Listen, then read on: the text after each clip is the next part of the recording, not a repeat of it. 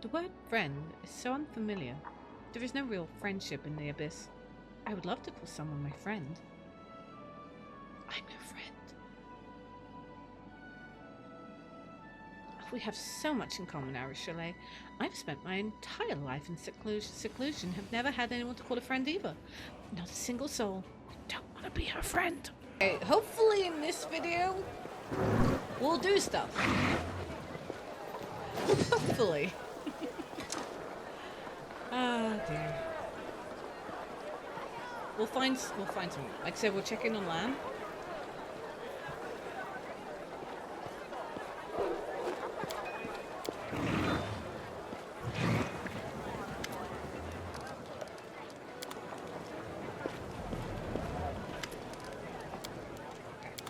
That is them thoroughly checked.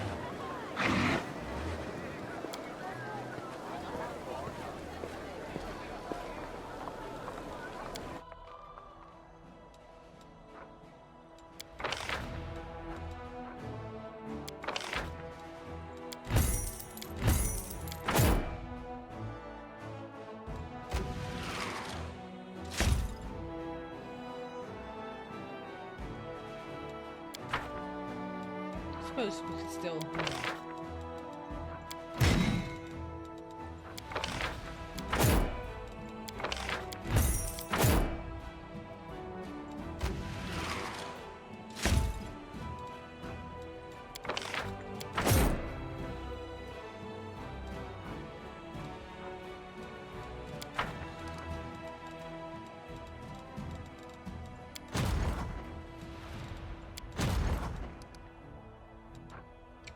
Alexa, I'm trying to get him to head here.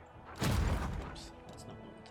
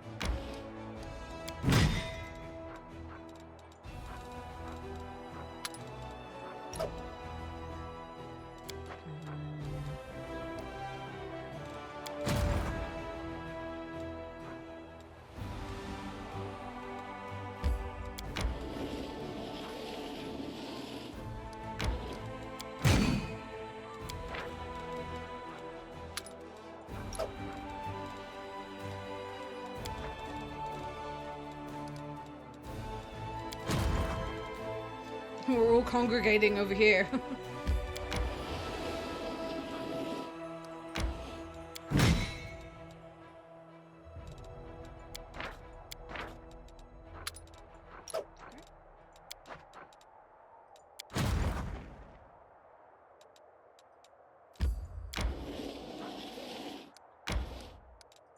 Finding replenishing things.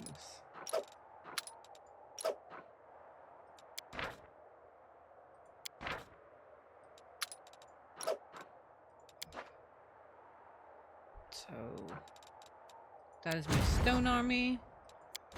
That is that army. Okay, we're good. Now the question now is, where am I going? That's right. We're gonna go fight a dragon. That's what we're gonna do. Just wondering. Yeah, we're gonna go fight a dragon.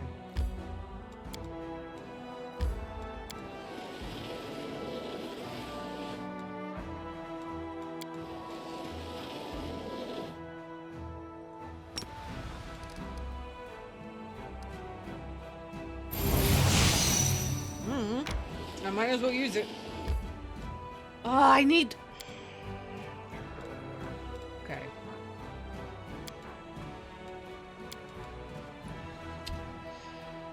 Who's gonna take his place? He's not even leveled up. Ugh. Oh, that'll have to be Wolf Jiff, won't it?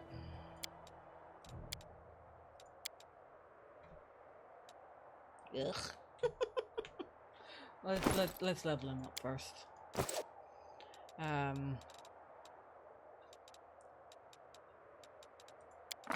Okay.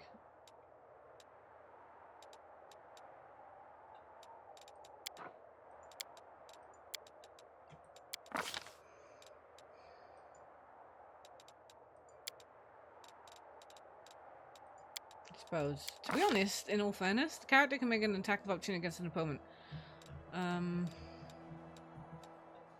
Speed allows the character to move at full speed using stealth skill without penalty. Combat trick. An opponent that is dealt sneak attack damage by a character with this ability is affected by a target dispel magic, affecting one of the spell effects active. That could be useful.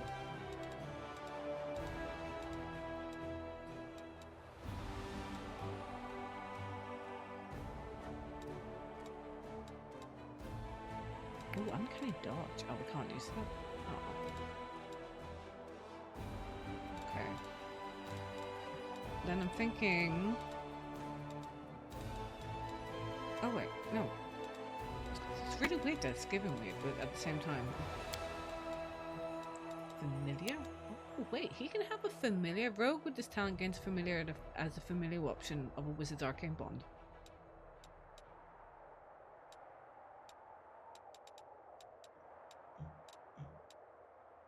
I mean, that's great.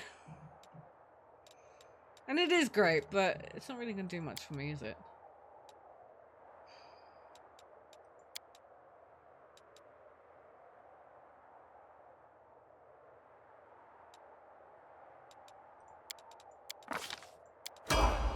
Okay. Let's try this. And just for this video, since it's been a while, I will read it. Oh! There is no reading!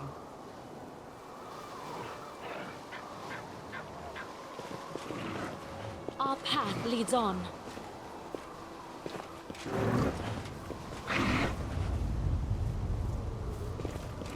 Is this because I found it without going through the bloody trail? Okay. I will guide us. Yeah, aren't we usually attack? Okay.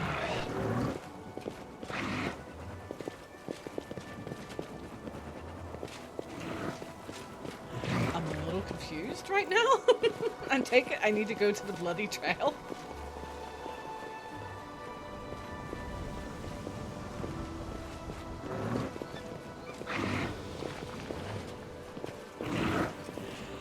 Hey.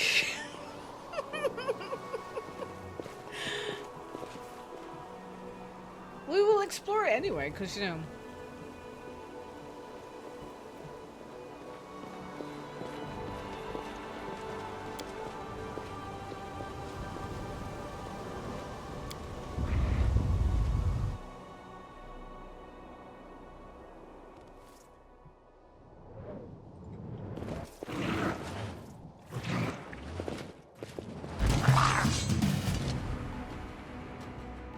Great. I've got an angry plant.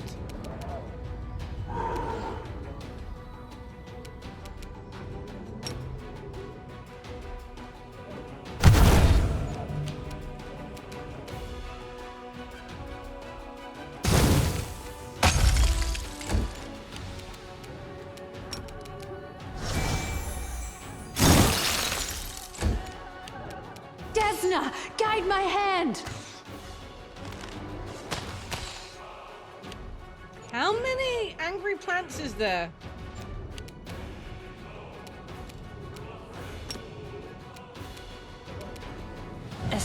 Axis, yes.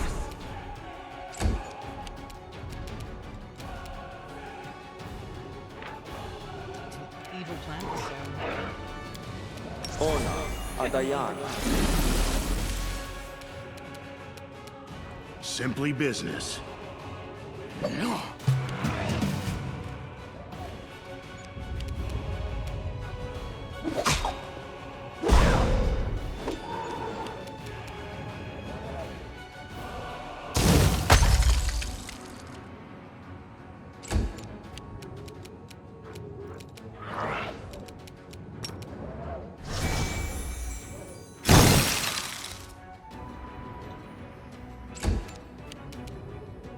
Make your peace.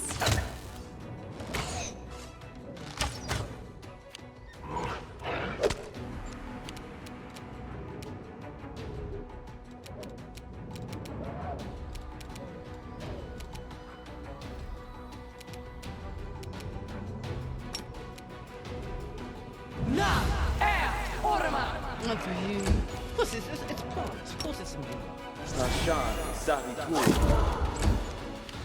It's your time to cease to exist. 42. And he just, oh, that's okay. It was like 42 and he, it's fine. I'm not gonna argue. Into the fray! She missed so many times there.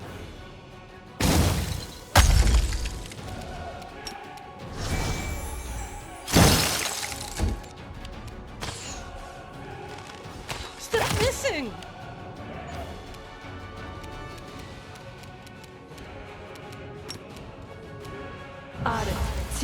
Go! Ooh, Nenu will do some damage.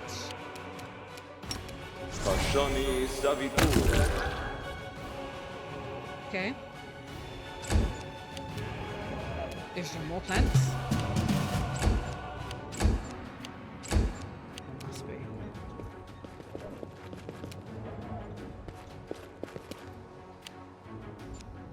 Where is it? Where is the angry devil? No, seriously, where is it?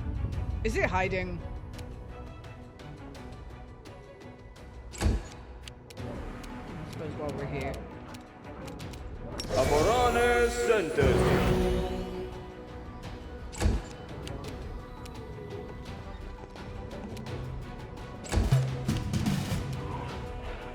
Where is it?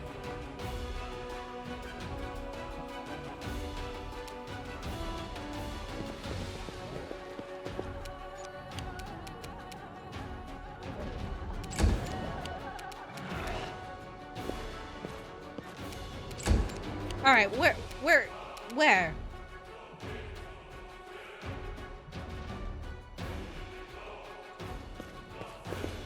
Ah, there it is. Did not see that at all.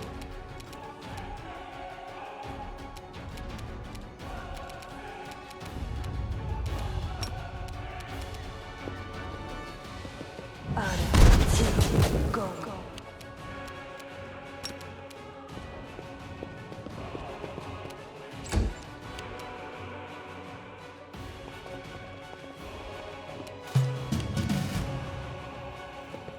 There's so many things dotted around.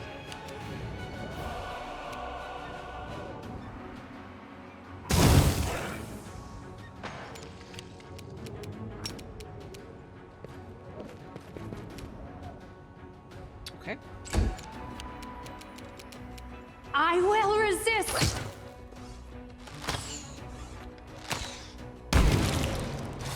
It exploded. Great. Am I gonna get attacked by these little mandrake things?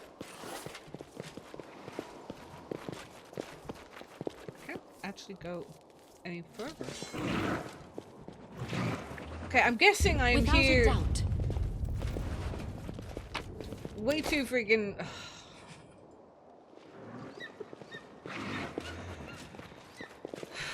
Okay, I'm leaving. I'm going the proper way.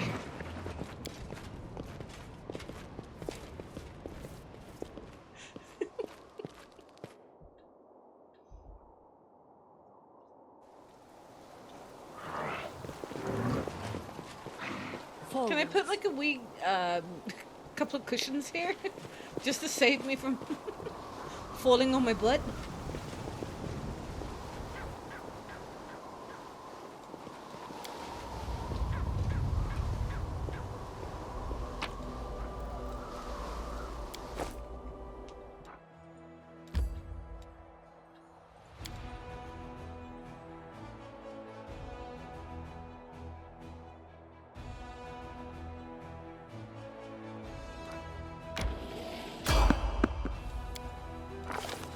There it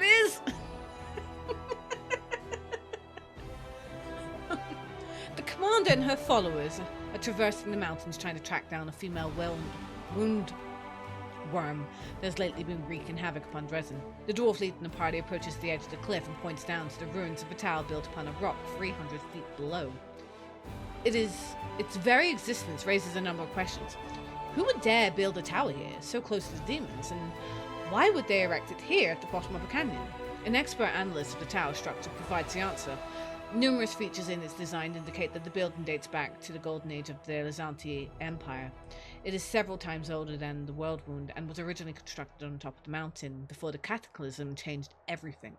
The tectonic plate shifted, causing the powers to sink to the bottom of a newly formed canyon, and the mountains rose up around it like the jaws of a predator ready to snap shut and bury it beneath the rocks forever. The ancient ruins have been abandoned from ages, barely visible amidst the steep cliffs. The tower would have remained hidden had the commander's party not discovered it by following the trail of blood. The dwarves signal that it is time to descend. The alpine path leading to the tower soon splits into two directions. One on the left is a rocky ledge, dangerously narrow and visibly unstable. On the right is a broad path covered in overgrown brambles and thickets. There are many poisonous plants in these mountains, and some of which are so dangerous that merely touching them can lead to numerous adverse reactions. These include, but are not limited to, migraines, disorientation, vomiting, hearing and vision loss, paralysis, and even death. The commander assesses the risks and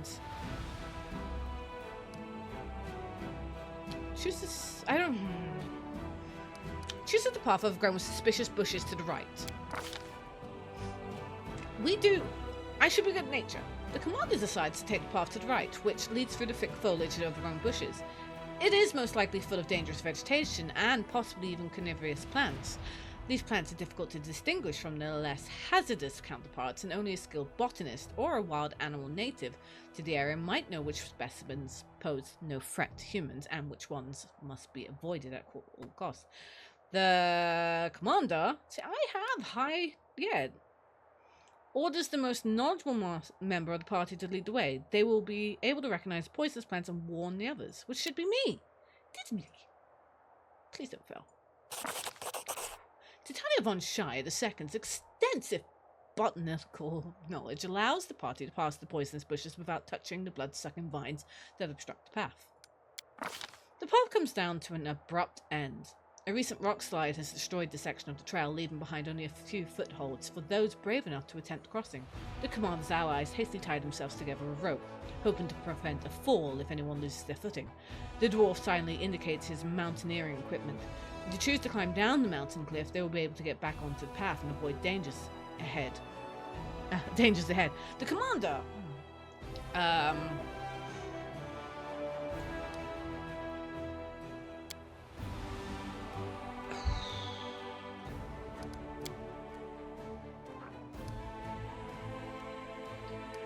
is going to choose the strongest, but that doesn't mean anything in this case. Yikes! Assisted by their training and combat experience, the party climbs down slowly and steadily. Greyboard does not panic or make a single mistake as he skillfully leads his followers through the treacherous terrain. Eventually they reach a secure rock ledge. With a cry of warning, the dwarf points to the sky. Giant birds of prey circle ominously overhead. Their beak morphology indicates their carnivorous nature, and their large size suggests they consider those climbing down the cliff to be prospective prey. It is common for them to fling their quarry against the cliff and then feed on their carcasses with ear-piercing shrieks. They swoop into formation, dive down to attack. The commander gives the order to scare off the birds. We shall scare off the birds. We failed. Titania von Shire draws her knife and slides the blade against the rock, trying to mimic the sound of a mountain cat sharpening its claws. Instead, is only the unpleasant sound of a knife scraping against stone. This also dulls the blade, rendering it completely useless amongst the incoming creatures. Their curved beaks pierce through cloth, leather, and skin, tearing off chunks of flesh. Ow! The commander's allies eventually drive them away, but the birds still manage to tear one of the party members from the cliff. Titania von Shire falls like a stone towards the tower of ruins below her. Her allies reach out to catch her. And succeed. Unfortunately, though, Titania von Shire clings to her allies, pulling them with her as she plummets through the air. The safety ropes grow taut as each member of the party is dragged over the precipice, one after another. And amidst the cacophony of shouts and muffled screams, the commander and her followers hit the ground with a resounding thud. Luckily, the edge was not high enough for the fall to be fatal. But they cover the rocks around them with spattered blood and torn bits of clothing as they tumble towards the dragon's lair. The dwarf leading the top party tries desperately to slow the descent with a small axe and curses furiously, punctuating his numerous obscenities with the occasional prayer.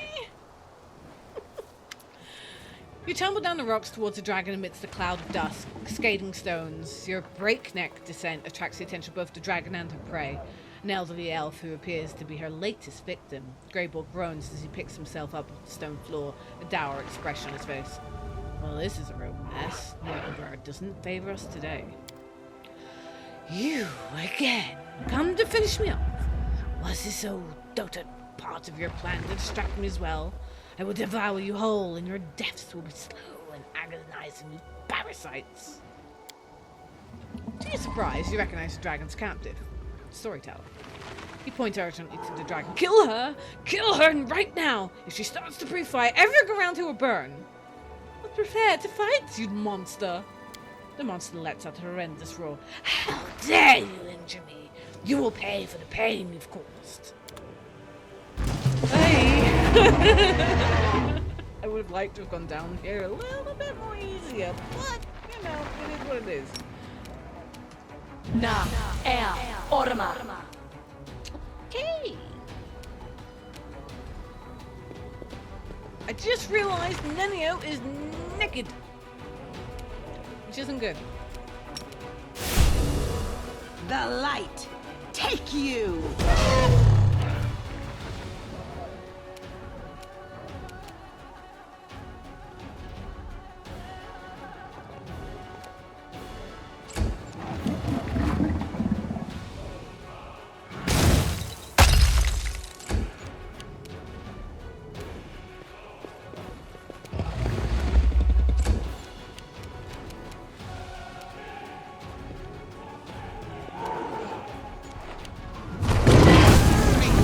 Hoping to avoid that.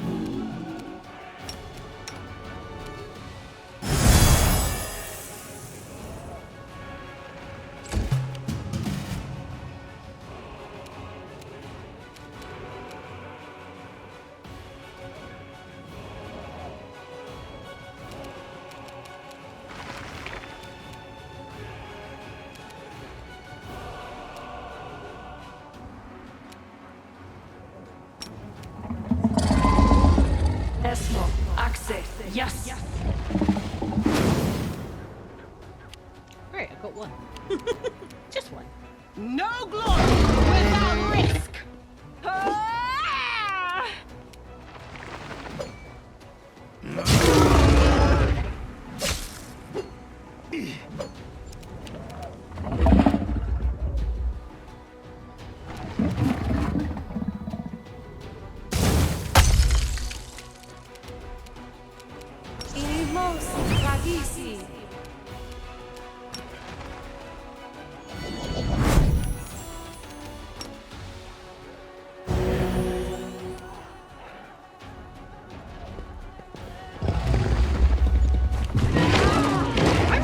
Off some damage to her.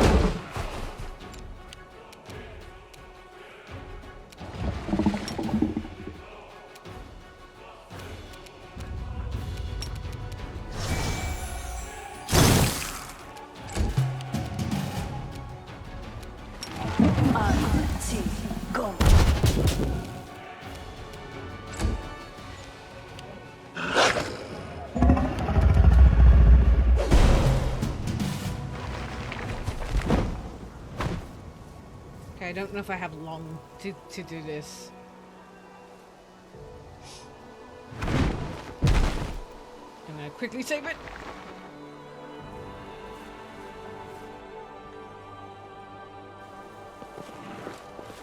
Anything new? She doesn't have haste anymore. We march ahead. Into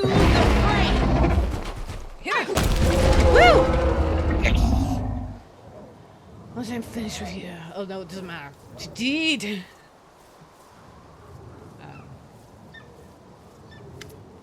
Greybolt looks with satisfaction at the surrounding carnage. That's a job well done.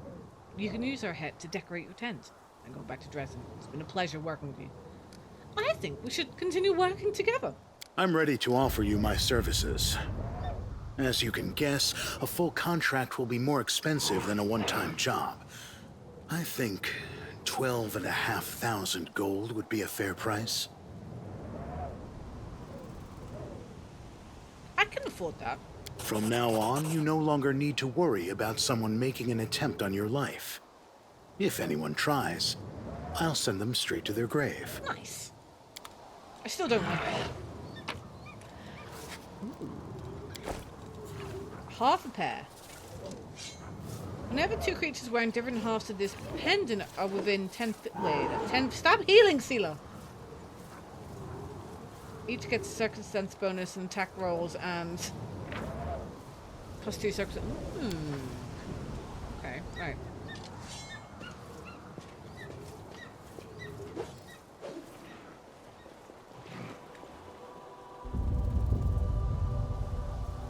Please search the bookshelves. Bring me anything written in ancient. Okay. I have to go and do his running around for him. Within the pedestal, a faint purple glow emanates from a crystal-shaped hole. The edges are chipped with cracks, suggesting that whatever it contained has been forcibly removed.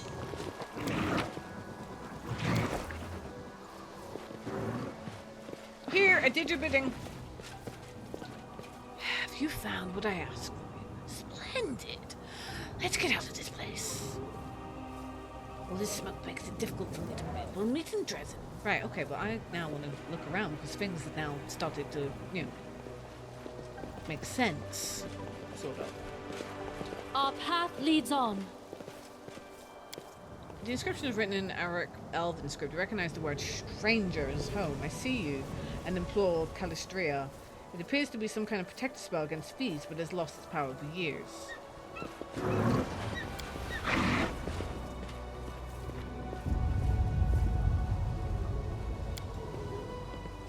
Did I do it?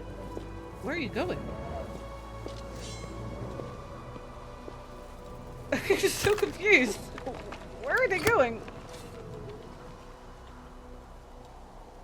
Oh, that was the... Oh, okay. I was...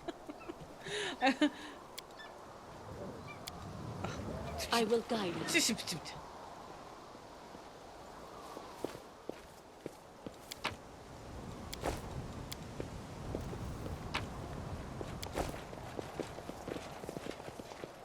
I wonder if the... Oh, well.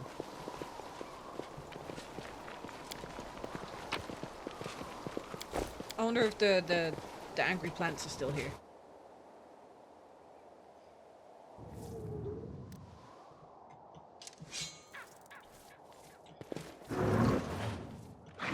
I think the angry plants are back.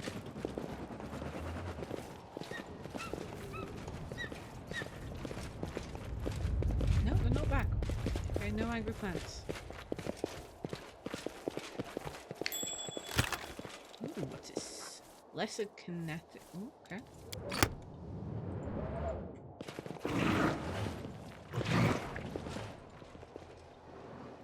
Without a doubt. Okay. Okay, I'm very happy with that. We killed a dragon. We did something!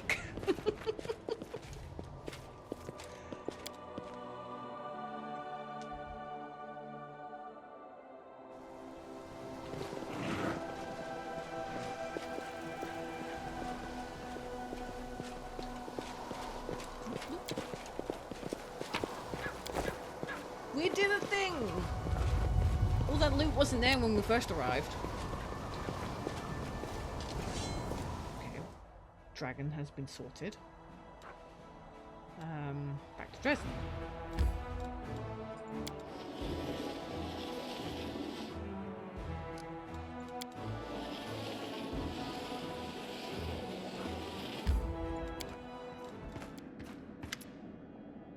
There is an unusual spring in the succubus step today, and she has a mysterious smile play on her lips. that you cannot recall seeing before. Oh, Desna, something truly miraculous happened to me. If only you knew. You're beaming with delight. Yes, I have never been so happy before. I used to, and now I'm... No, wait, this doesn't feel right. Look, Arachile takes a few deep breaths, trying to calm down. I'm sorry, I shouldn't have barged in like that. We need to talk one-to-one. I will be waiting for you at the tavern. Succubus runs off without giving you a chance to say another word. Okay. Alright, where is this storyteller dude? Forwards. First thing first, we are going to rest. I'm also going to take a whole heap of this. See all this? Well, no, I'm not going to take it. I'm going to take this down. So we'll sell it. All this I'm supposed to keep. I don't know if I'm supposed to keep it on myself.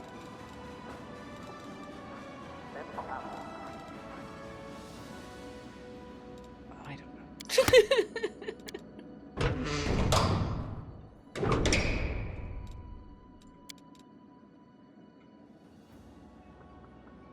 The word friend is so unfamiliar. There is no real friendship in the Abyss. I would love to call someone my friend. I'm your friend. We have so much in common, Arachile. I've spent my entire life in seclusion, have never had anyone to call a friend either. Not a single soul. I don't want to be her friend.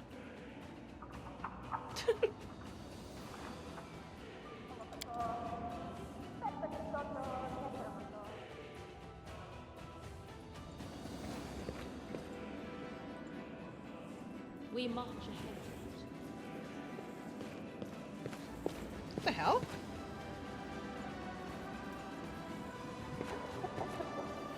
Just... Our path leads on. What was that?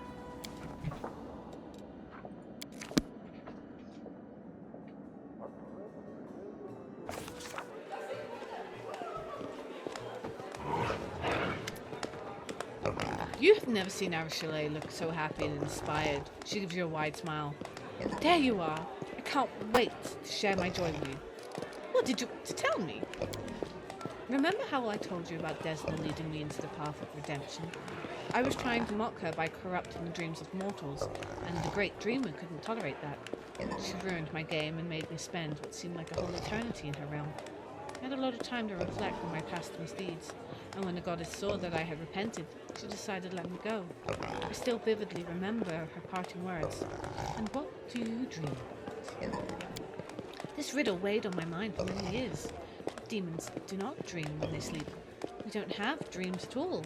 We have desires, and we act on those desires no matter the cost. How was I supposed to find something to dream about? I've been observing the mortals, trying to understand how it all works, and finally, she takes a deep breath and yells joyfully at the top of her lungs, startling every visitor and earning puzzled looks. I had my very own dream! So many years of hard work. I almost gave up at the one point, but here it is. A dream. A real dream. Of my very own. I want to show it to you. You don't mind, do you? Arachile offers you her hand. Come, I'll take you to my dream. I can't wait for you to see it. Take me to your dream. Succubus reaches for your hand, and with her burning fingers, the world around you fades as you are carried. It is cool and quiet in Arachile's dream. The ground is firm beneath your feet, and a thin mist curls along the surface. In a soft eerie light emanating from invisible stars, you see nothing. As you look around, you see nothing and no one except for you and Arachile. Nevertheless, the succubus is beaming with joy. There it is!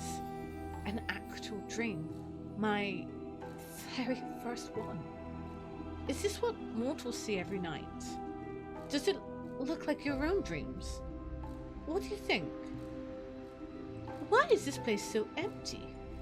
Empty? I don't know. This is my first dream ever. I don't know what it should be like here. Arachile looks around, her smile fades a bit. There is nothing to see here right now. Perhaps I was so keen on the idea of having a dream that it made all my other wishes and urges too pale in comparison? Now I have to learn how to dream properly. Arishale catches your eye and cocking her head to the side. Tell me, what do you dream about? Peace. What a beautiful dream. When the war is over, we'll be able to... What do you mortals do in time of peace? Do you retire to the countryside to grow apples, I guess? And herd ducklings? Suddenly, a lush green apple tree with a flock of ducks grazing under it appears before you, as if by magic. Look! Look! Arishale's laugh and claps her hands. Now I have a dream as well. And it's not just something I made up. Oh, it's so wonderful sharing a dream with you. Do you like your newfound dream? They are the most beautiful thing in the world. This world is mine, and mine only. It's a bit empty right now, but I'm learning fast. Do you mind me taking a quick look around your dream? Of course. Feel free to do whatever you like. That's why I brought you here after all. Oh, let's have a look. I don't see any ducklings. Oh, I do. The ducks are quacking blithely as they graze on the lawn under the apple tree. It's very...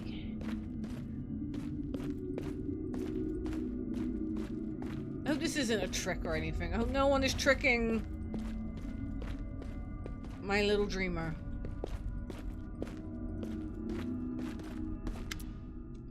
My dream. My very own dream. Arishale takes another look around, full of pride and pleasure. I don't even want to wake up from it.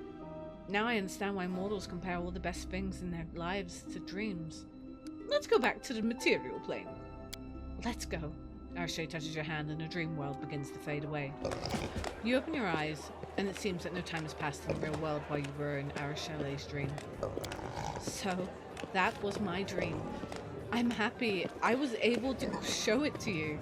Arishale looks at you shyly. It is kind of empty right now, but I know how to remedy that. I need to keep learning from mortals, following in their footsteps until I figure out how to forge my own path. Naturally, I wouldn't even think about breaking into someone else's dream, as the goddess surely wouldn't forgive that. Perhaps I should ask the people of the city. What if they won't talk to me at all? The succubus seems lost in her thoughts for a moment, and then she smiles at you again. Is there a chance you could help me once more? Ask the city's people what they dream about? They're more likely to open up to you than to me, and I will just follow you silently.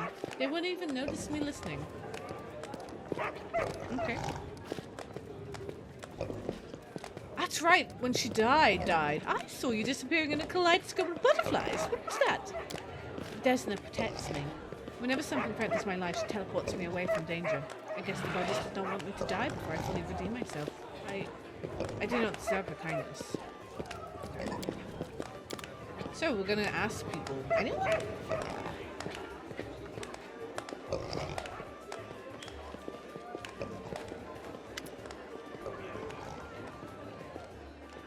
I have a question for you. One that might seem strange, but as the commander, I need to know your answer. What do you dream of? Fi doesn't seem at all surprised by the question. Well, being prosperity and dwarven whiskey, I want to taste the stuff they distill under the mountains. Since then, I've dreamed of getting a still like the one they use. But they're secretive and don't share their inventions. Pity. Thank you for telling me your dreams. Anyone else want to tell me your dreams? Greybor, what about your dreams?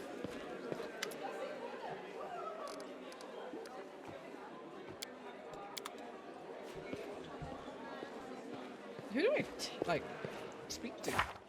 Oh, that's a lot of people. Ask the one-eyed devil? Who that? That's the storyteller. Okay. We're gonna go ask all these people. What do you dream of? I'll find them.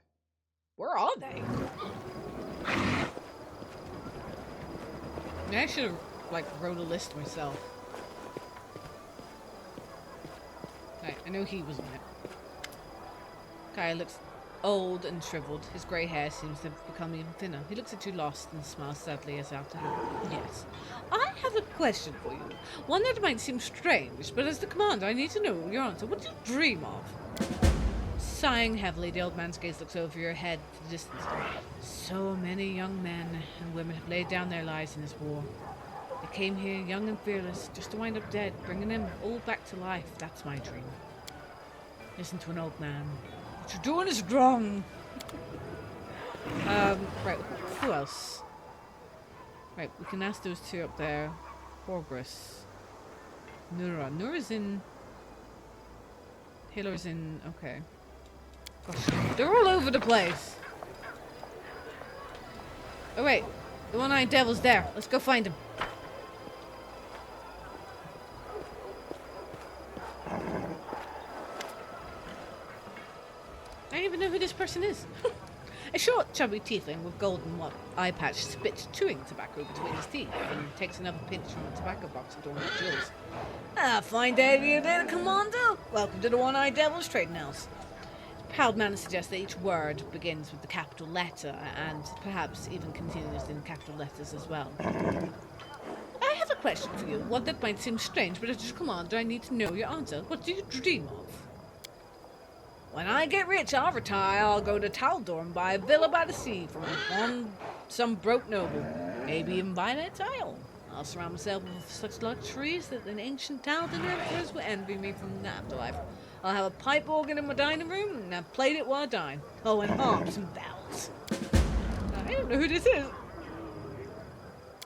Who is this? Show me your wares. Who are you? Never mind.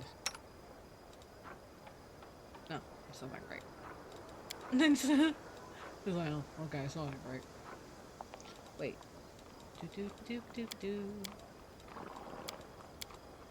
Why is Darian all the way at the bottom?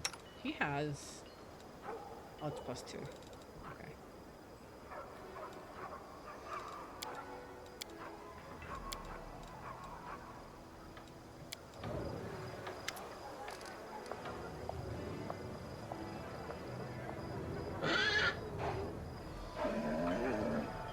You want to buy some nail clippings? Oh, why not? Show me the money first, though. Certainly, certainly. The tiefling gives you some gold coins and wraps your nail clippings in paper and stows them in one of the purses hanging from his belt.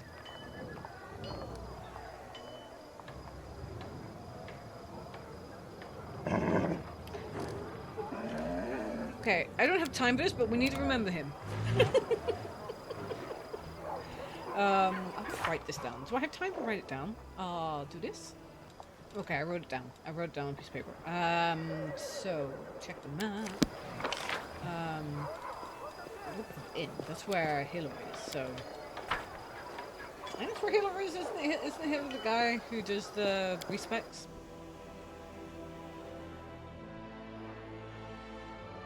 I will guide us.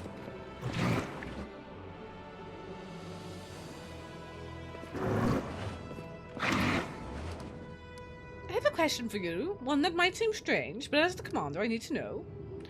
What do you dream of? I'd give everything away to see my lovely little girl Laurie again, one last time. That makes sense? Okay, Hiller has been done.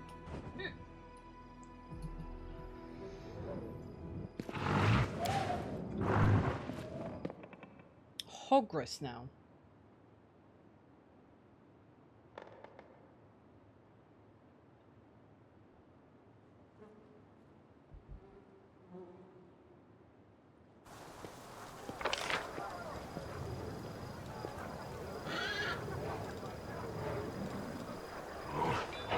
Oh, we can certainly talk to him, because he's on the list too.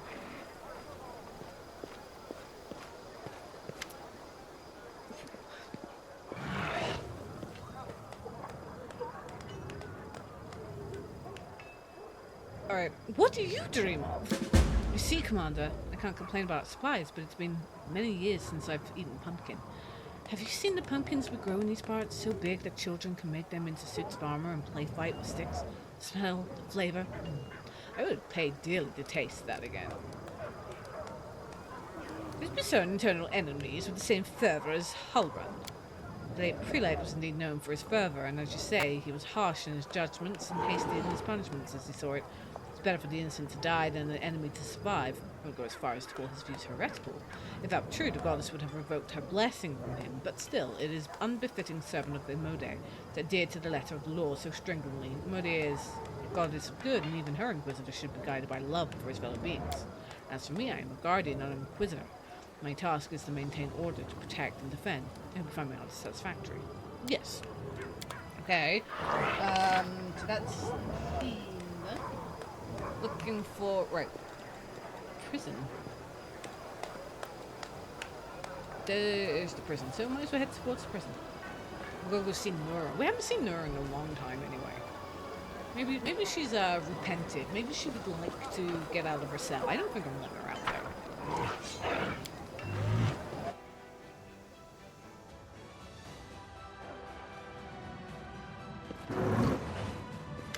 What do you dream of, you baddie? I hope a swarm of Vescovas take over Dresden and feasts on your bones. I'm here to execute you. No, I have to go. Nora scoffs at you. Without a doubt. Wow. She hates me. Okay. Lady Kononomi, blacksmith, so weapons provider. Let's go see the exotic weapons provider.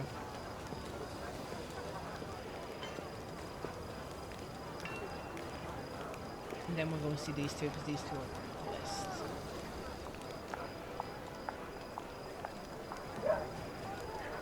And then Storyteller's on the list. Borges is around here somewhere. Oh, don't you know where he is?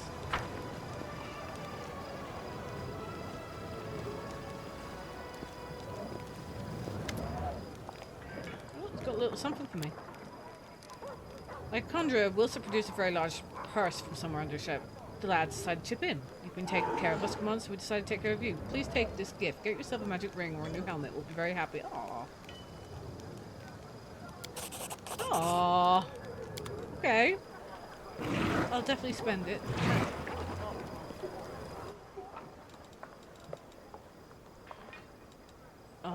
None of this is for me. What about you? Do you have any weapons here? Nope. Any weapons? Nope. Weapons for you? Nope. Weapons for you? Weapons for Sina? No. What about armor? You do not sell armor. Okay, none of these weapons for me.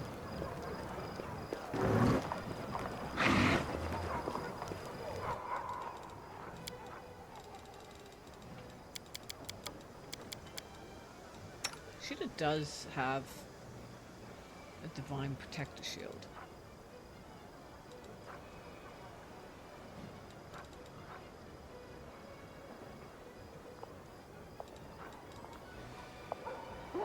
Yeah, she's fine for stuff like that then. And I do believe her weapon's pretty good.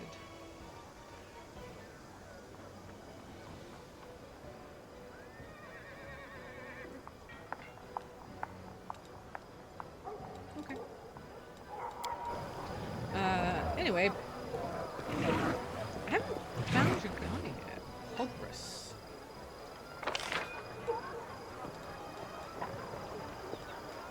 He could be.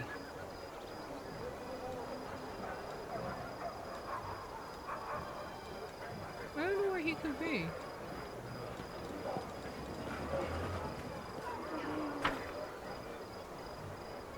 Right, did I walk past Nystra? She should be... There she is. The knight is holding a slate tablet in her hand. It's covered in occult symbols and diagrams, and you are not sure what she's calculating. But she's clearly not getting the answer she wants. She mutters curses under her breath, wiping off some of the symbols and writing them anew in chalk. Looking up from her calculations, Nystra Flamefinger notices you and sits on a ramble straight. Greetings to you. I have a question. What do you dream of? I have no time for dreaming, Commander. There's a war on, but I suppose...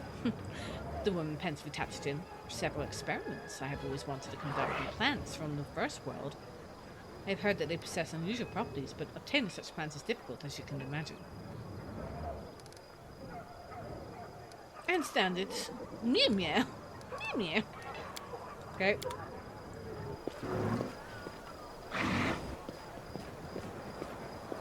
Maybe he's in there. What What do you dream of? Well, that is a rather strange question indeed, but if it's in order, I will answer.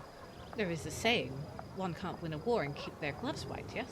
I do understand that there isn't much time in enjoyment of the landscape when you're fighting hordes of demons to death every day, but Abada knows how I'd love to see Dresden neat and tidy for just one day.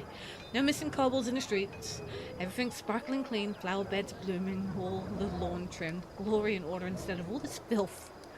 I'm gonna try to see if he's in there.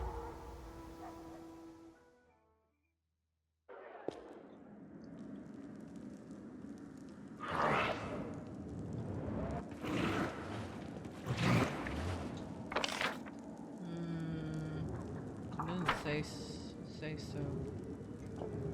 Alright, where are you? Where is Camilla's father? Usually he's actually not too far away from her, actually.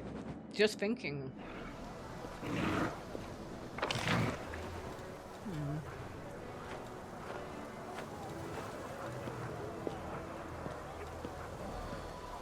May have to look him up. I think, because he could be in any of these, like, places. Like, he could be in this house. Don't think he's in the abandoned building. So, I think I may have to look it up and find out where he is.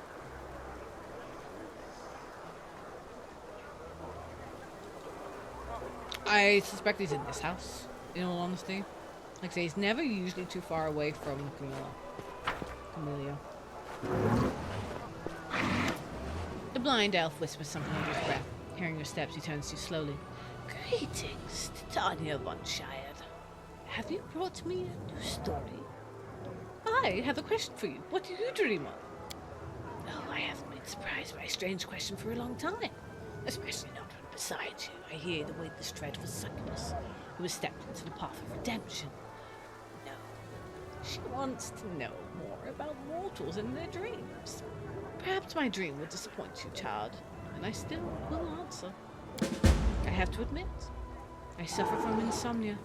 Every night, as soon as I lie down, the ghosts of those who are remembered or those who are forgotten stand around my bed. The stories I have gathered swarm in my head. Mattress becomes hard like stone and my pillow ice cold. Ah, for an ice cold pillow. Maybe if I had a softer bed, I would fall asleep quicker. Although I suppose it's not about the bed.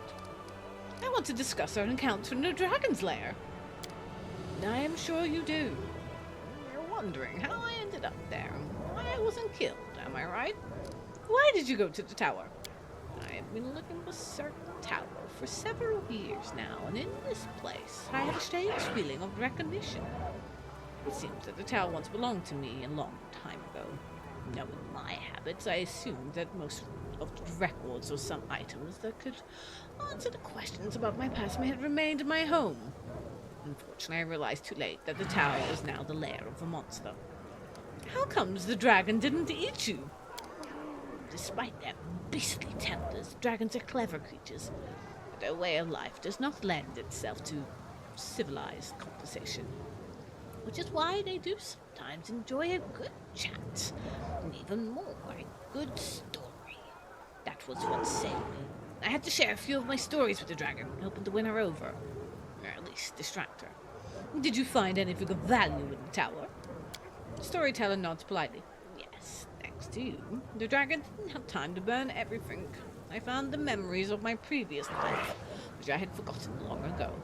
Okay, now everything is clear.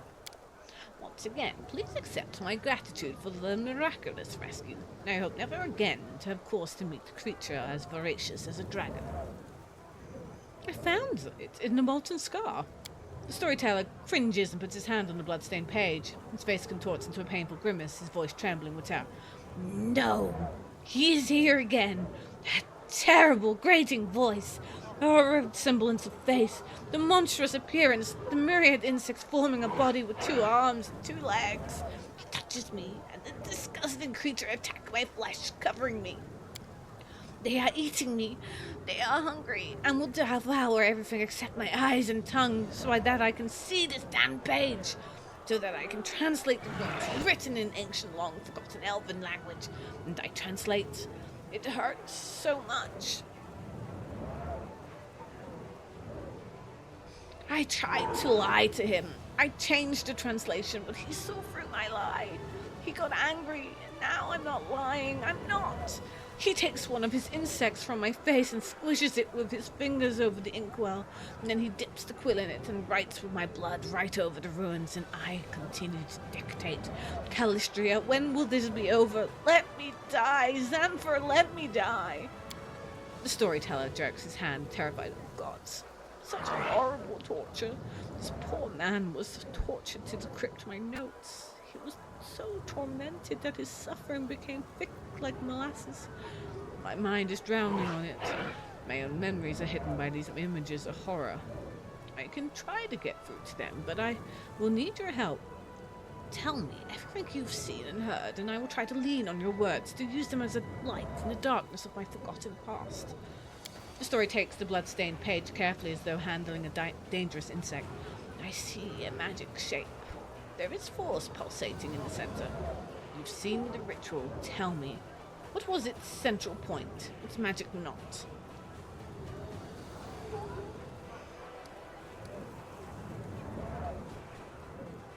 In the center of the magic shape was a prison. Story shivers. Yes, a storm of force spiraling into a sharp knife, and a living soul inside in the eye of the whirlwind. There must be living souls, for knife is just a tool. The energies are too bright. I can't see through the glare. What did you see during the ritual? What was it like? It looked like a small rift was opened to the abyss. Yes, a rift, an umbilical cord connecting the worlds, allowing not only sentient creatures, but planar energies to travel through it. I remember it. The sound, I remember the sound. Words appealing to some force. Those performing the ritual. Did they utter some incarnations? They repeated the word, I think this is it, Rufak. The old elf is out of breath and overwhelmed by memories. Rufak, no name! An old word with tremendous power. The language to which it belongs died a long time ago, but the power of this word lives on. In the past, wizards used it in rituals when they intended to do something far-reaching and contrary to the natural order of things. By hiding their names, they protected themselves from the consequences and the wrath of the gods. Ruvak, I have no name. You will not find me. The storyteller trembles as if he's about to fall. Now I remember. I know where I saw this ritual. Part of it. And one step closer to understanding what happened to me. Thank you. If you find more pages like this, please bring them to me. Maybe by putting them together, I will be able to lift the veil of mystery surrounding my story. Oh, I found a page that might interest you. The storyteller carefully takes a page. Yes, you are right. Another piece of evidence from the past I have forgotten. The old elf's expression becomes withdrawn. Thank you. If you find more pages... I found another page. Yes. My hand touches the stone wall. The cold pierces my palm like teeth of a hungry dog sinking into the piece of meat. I don't take my hand away. I let the stone enjoy my warmth in return for its service. It accepts my caress and my unasked question, the one it's been asked 1,000 upon thousands of times. Where should I go next? Oh, I know that question all too well.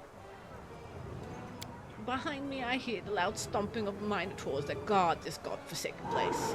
I tricked and outwitted them, leaving only a trace of my presence. There's darkness lurking up ahead, hope honing its swords and claws and teeth in the hope that the rare traveler visits its lair. But today, it will get no one. This labyrinth is alive. Its red veined stone walls resemble the guts of a huge creature. Keep still and listen closely, and hear it breathing in the wind that sweeps through this place. Where do I go from here? Forward to the place hence the wind carried a faint chuckle, whence comes the faint smell of ash, whence a few ages ago, Demon Lord Baphomet began his great escape. Baphomet? Are you inside his labyrinth? Yes, I'm traveling through the Ivory Labyrinth. This is not the most pleasant of my journeys, but is necessary to reach my goal. And how were you able to evade all the dangers of the Ivory Labyrinth? The storyteller raises his chin proudly. Have you forgotten who you are speaking to? I am the last Archmaid of Kyonin. I have been to so many dangerous places, and this is just one of many. It won't be the last. What do you need from the Ivory Labyrinth? An answer to a question. A key to a secret. Knowledge that can save many lives. A sliver of smile appears on the storyteller's lips. My kinfolk were weaklings and cowards. They ran from danger, but one stood up to my enemy, and Baphomet will give me the weapon to win. Please continue. For several years I have thought about how to defeat Earthfall. My enemy has no flesh and is impossible to kill. It blazes through everything in its path. It doesn't enslave but destroys life itself, and I have found the answer. I know how to save my world.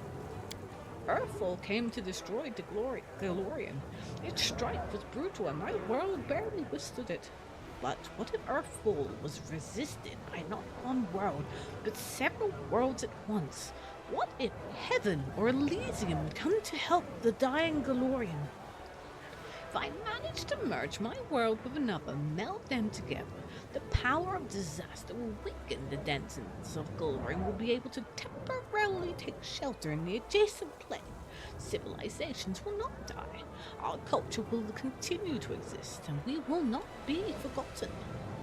Baphomet, the cunning and insidious lord of Minotaurs, was once a captive in Asmodeus' prison, but only 10 years passed before Baphomet was able to escape, taking his own prison with him, which later became the Ivory Labyrinth. Such an achievement deserves respect. It is the goal of my research. Moving matter between planes is what interests me now. I stop near a strange symbol covering the wall of the labyrinth. I run my hand over them to ensure they are real. Encrypted riddles drawn by Baphomet during his imprisonment. I take out a bark-covered notebook and painstakingly copy the symbols into it. Behind me, 2 Minotaurs are fighting, deceived by the net of spells I have wrapped around myself like a blanket. Do you want to connect the planes? That's dangerous! The elf is silent for a moment. When he talks, there is disdain in his voice. Dangerous, difficult, almost impossible, but tell me, is the risk not worth the Fassilian Empire perishing before my eyes? Does Golgan the Cyclops' kingdom deserve death? What about the Aboleth Empire? The storyteller moves his lips silently. Another plane will pay for saving Galorian. There will be wars, and when a new world will come, but we will survive. We will defeat Earthfall, and history will not condemn the victors. A bark-covered notebook, the one your mentor gave you. The storyteller lowers his head for a moment, and later jerks back up. Yes! Blinded by my pride, I tore it to pieces when I thought I would not follow my kinfolk. I am still not going to run, but the knowledge written in this notebook by my former mentor might serve my purpose. The elves managed to open a portal to Savorian and keep it open until all our people escaped from Galorian. Their cowardice deserves disdain, but their knowledge is unquestionable. I returned to Kainonen and gathered the pieces of my torn notebook. Now it's my sword aimed at the heart of Earthfall. By combining the wisdom of elves and the cunning of Baphomet, I will save the world. What happened next? I copied the strange symbols into the notebook. I haven't the slightest idea what these scribbles mean. What was the future demon lord thinking when he wrote them? While he was imprisoned in a cell with no way out? Was he still in his right mind? I will need help to understand these notes. Otherwise, decrypting them might take more time than Pharasma has given me. One of the Minotaurs behind me killed the other, tore his heart out and devoured it. His blood-stained nose sniffs the air sharply. His bloodshot eyes shift from wall to wall. He senses a stranger, but he doesn't scare me. I am certain of my powers, and the spell is hiding me. I've done my work and can now leave this place. And still I linger. What is this strange presence I feel behind me? Like someone is watching me despite all the protective spells. Who are you? I ask carefully, not hoping for an answer. Darkness. A coy female voice whispers in my ear. Against my will, I shudder. The storyteller stops talking for a long while. The vision ended at the most interesting moment, didn't it? He says bitterly at last. Please find the rest of the pages from the bark-covered book. I must know what happened next. And thank you for your stories. I found a page that might interest you. Storyteller carefully takes to find. Yes, you are right. Thank you. If you find more pages, I found another page. And another page! Storyteller clenches the pages abroad. His voice becomes a bit younger and more energetic. It's been 2 years since I started to serve the darkness. She found me in the ivory labyrinth, her gaze piercing through all my protective spells as if they had been cast by an untrained apprentice rather than the last archmage of Cayunan. She is powerful and insidious. She is the perfect assassin. Her name is Nocticula. She invited me into Alshinaria, the city of demons in the depths of the abyss, the capital of the Midnight Isles. The Lady in Shadow highly values my ability to remain unnoticed. Kneeling before her throne, I listened to her praise and felt like a child being given a pat on the head for doing some simple chore for the first time. But this is no longer important. Now, I serve a demon lord, but this is our agreement. She will help me decrypt the scribbles I copied in the ivory labyrinth. In return, I will serve as her court mage and spy for the next 17 years. Now, Alshinaria is my home, and Nocticula is my lady in shadow. You trusted a demon lord? My lady in shadow has no reason to hide the truth from me. She does not care about my research. She offered me help out of curiosity. I am something of a bizarre pet to her, both funny and useful. Storyteller shakes his head. She offered me help and I agreed. I must thank my lady for her generosity. 17 years of service for translating 17 phases of Baphomet's labyrinth. A bargain. Tell me about your life in the Alshinaria. All of the places in the abyss, Alshinaria is the most civilized. My lady wants to make her capital the face of the abyss. A place travelers from other planes can visit without too much fear. I don't care. I'm here only to complete my service, get the promised reward and return to Glorian. However strange as it may be, Alshinaria demons treat me honorably. They hate me, sometimes they growl at me, but they never attack. I prepared many spells and I'm ready to use them at any moment, but I had no reason to yet. I have my own tower in the upper city, not far from my lady's palace. I extracted it with protective spells and set golems to guard it. I created a portal to Glorian at the top of the tower, one which only I can use. It will be my escape route if I need to flee urgently. I expect an attack every day, but it never happens. This might sound ridiculous and surprising, but I think the demons of Alshinaria respect me. So please continue. The storyteller stays silent for a short while, as if listening to something. I can't smell anything but sewage. I can hear some demon snores or death rattles, hit by a cocoon of spells. I keep invisible watch in a dirty alley in Alshinaria's lower city. And 2 winged shadows sweep past overhead, and the terrible stone splitting shriek roils like a tide through the streets. But it can't hurt me. I know the ways of the city, and I have protected myself from Vexelia's wild antics. My voluntary partner, a young half-elf named Kinney, sighs loudly and says yet again, "They're not coming." I shrug just as I have done every time before. "I'm not keeping you." Kinney frowns and turns away in response. I sneak a look at my friend, with unruly locks full over his face. Kinney carelessly sweeps them out of his eyes, thinking about something. I find myself enjoying his gentle movements and look away embarrassed. A little more patience, my friends. Your goal will be there, I'm sure of it. You mentioned Velexia. Tell me about her. The storyteller answers with reluctant admiration. The maddest, the succubus of all those born in the abyss. Even my lady in shadow can't but smile upon hearing the latest mayhem she stirred up just for fun. Surrounded by her 3 succubus friends known as the Sinners, she flies naked over the city, crashing buildings with her raging screams and grabbing poor passerbys, taking them up in the air and dashing them down into the rocks. Getting into raging fights with no rhyme or reason. Truly Velexia is the bane of Alshinaria, but also its wild heart. I didn't expect to find you had a partner. The storyteller's face lights up and a timid smile appears on his face. I didn't expect it either. Kinney is from Galorian, just as I am. He is a thief and a former slave. He escaped from the Cyclops of the dying empire. I met him before I left Galorian for the Abyss in my old tower. A thief who sought not my life, but a shelter, a place to spend the night. Protection from his former masters. My charms worked, and Kinney couldn't get past the ground floor of the tower. And that's where I found him, sitting on the floor entangled in my traps, living vines. I freed the hapless thief. I was angry at his intrusion. I was even glad to talk with this restless, youthful, short-lived folk. I had no idea how much I had missed companionship after that. And Kinney often spent the night in my tower, partaking of my hospitality. Together we lived through the terror of Earthfall, and when the time came, I took him with me to the Abyss. Recently, he has even helped me carry out some of my lady's tasks, those that give him the opportunity to make some money. Does your partner know about your goal to save Galorian? Oh, yes. We've discussed my plans many times, sitting at the top of the tower, nursing goblets of warm wine. Again, shares my love for our dear Galorian and supports my desires to save its doomed civilizations. The storyteller smiles warmly at the rush of memories. My friend is not like me at all. He is young, hot-tempered, and mischievous. He prefers to act first and deal with the consequences later. Perhaps this is why we get along so well. Opposites attract. Well, please continue.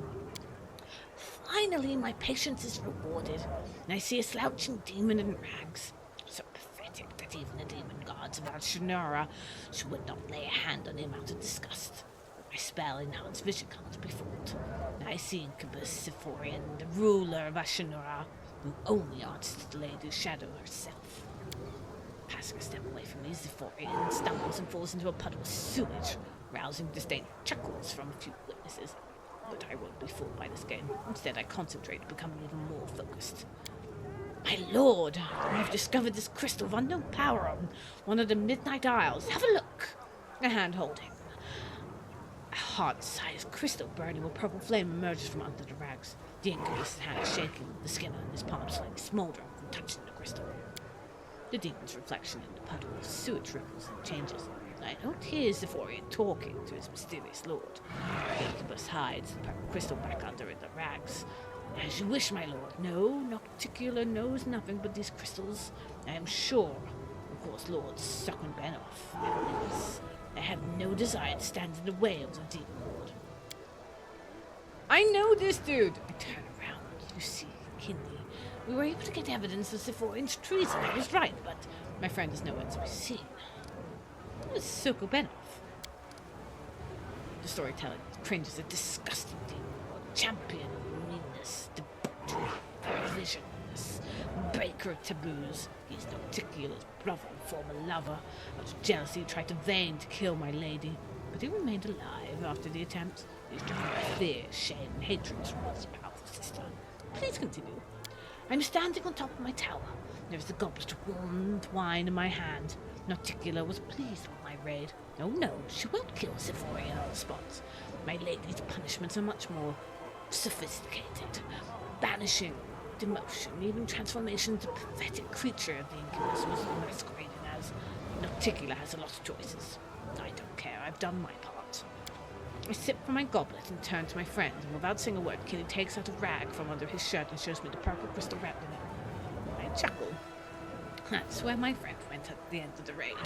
Well, we are going to keep the crystal, and I will study its properties and details and find out if it will help us achieve our goal. Nocticula's there to know, but I have the crystal now. Let her look to Zephorian or her demon lord brother for it. I drink from the goblet again and look down as Sharia lies at the bottom of my tower, like a faithful dog at the feet of its master. I earned respect here, and even the lady in shadow heeds my words. I feel a treacherous smile appear on my pale lips. Of course, when 17 years have passed, I will return to Galorian, but for now, I like my life here. The storyteller is quiet for a long time, thinking about what he saw, then runs his hand over his face tied. I served a demon lord. What's more, I liked it. I did not expect this for myself. I was completely different. Different for his desires and motives. What made me change so much?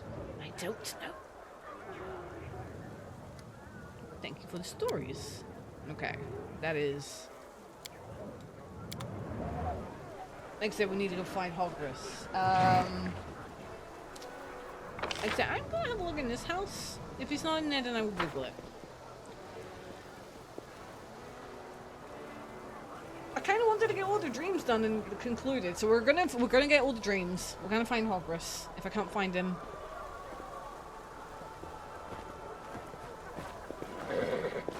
in the building.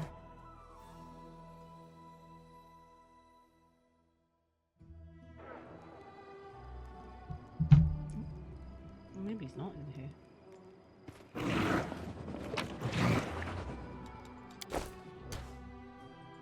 No, maybe he's not in here. Okay, fair enough. Huh. I have to look for him. I found him. He was beside Chun and Kyle. Completely missed him. Would have been really, really useful.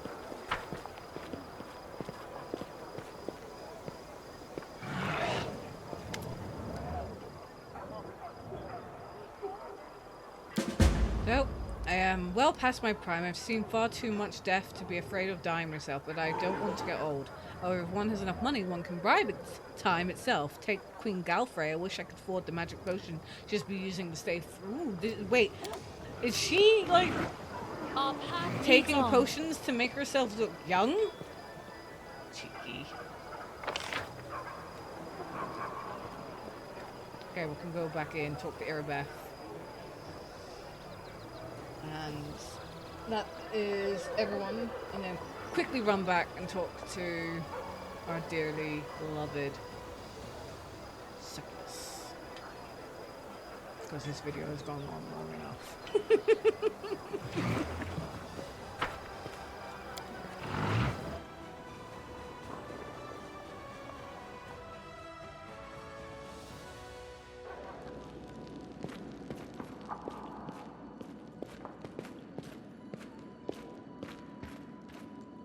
Beth, what do you dream of?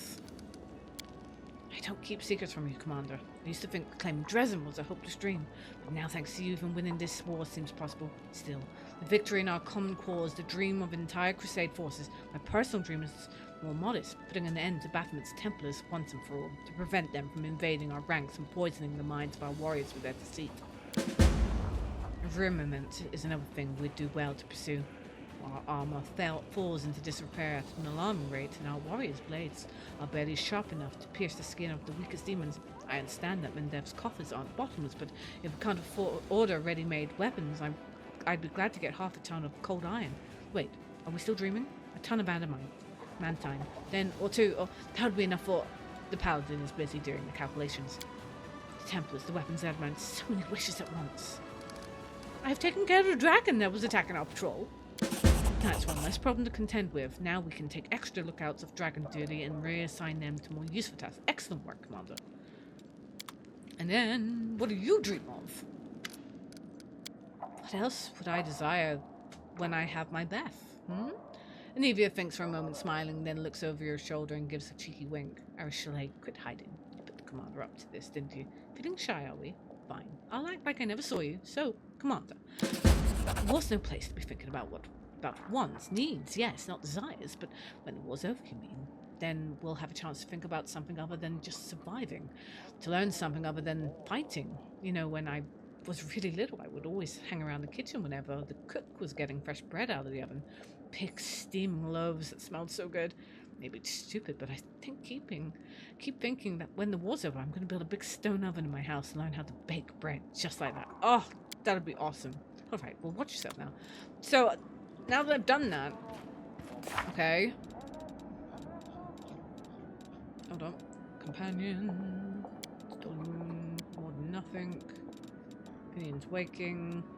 Borrowed dreams.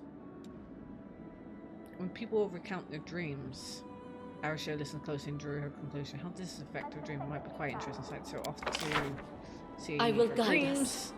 At the tavern? If she's still there, she should still be at the tavern, yes? Yes.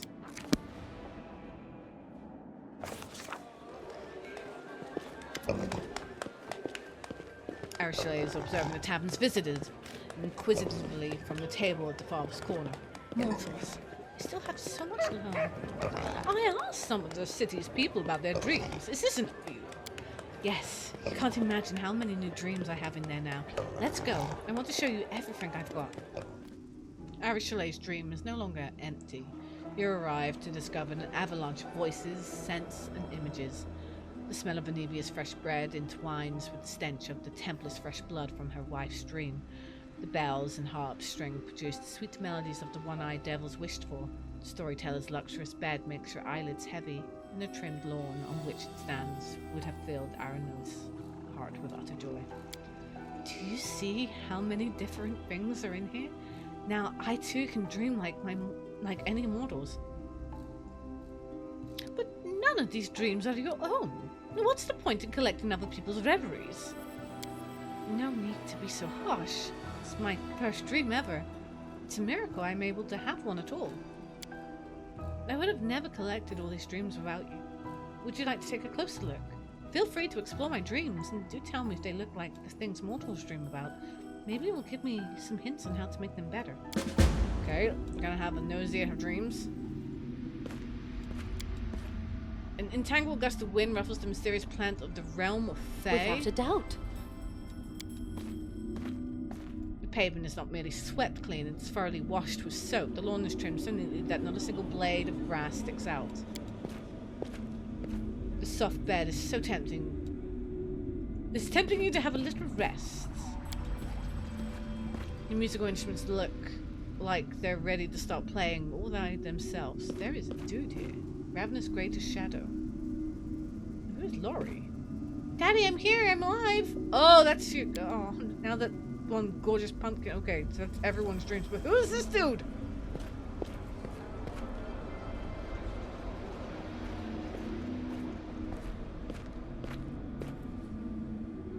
Ashley, my venomous butterfly.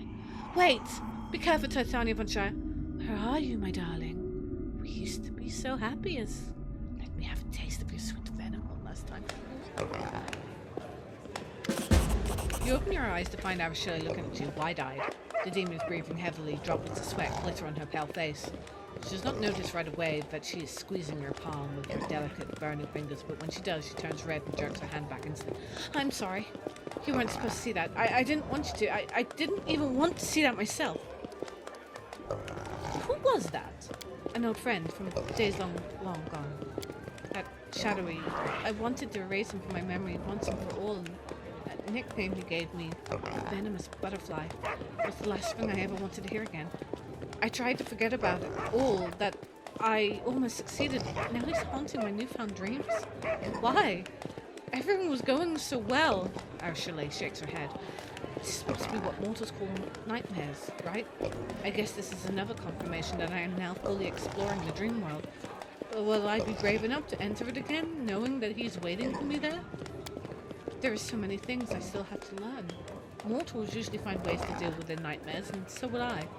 Thank you for your help, and I'm sorry that you had to watch that awful spectacle unfold. Succubus gets to her feet. No, please excuse me. I need some time alone to think about everything I've just seen. Oh, I don't want her to have nightmares.